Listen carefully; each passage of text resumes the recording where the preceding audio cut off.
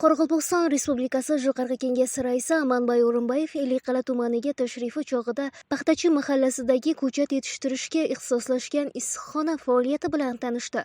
Mazkur issiqxona oilaviy tadbirkor Ro'zimetov Anvar Adambayevich tomonidan 2023-yilda tashkil etilgan bo'lib, loyiha qiymati 100 million so'mni tashkil etadi.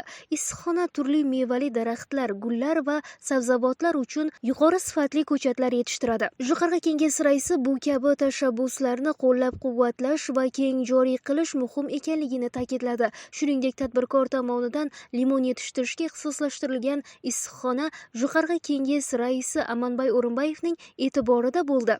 Oilaviy tadbirkor Ro'zimetov Anvar Adambayevich tomonidan tashkil etilgan mazkur issiqxonada hozirda 100 tubdan ziyod limon parvarishlanmoqda. Issiqxonada yiliga 10 tonnadan ziyod limon yetishtiriladi. Tabiiy va organik usulda parvarishlanayotgan limonlar mahalliy bozorda talabgir mahsulotga aylandi. Bu loyiha nafaqat eksport salohiyatiga ega, balki qishloq aholisini ish bilan ta'minlashga ham xizmat qilmoqda. Hozirda 5 nafar fuqaro ish bilan band. Amanbay O'rinbayev limonchilik kabi yuqori daromadli yo'nalishlar orqali agrosanoat salohiyatini yanada yuksaltirish zarurligini qayd etdi.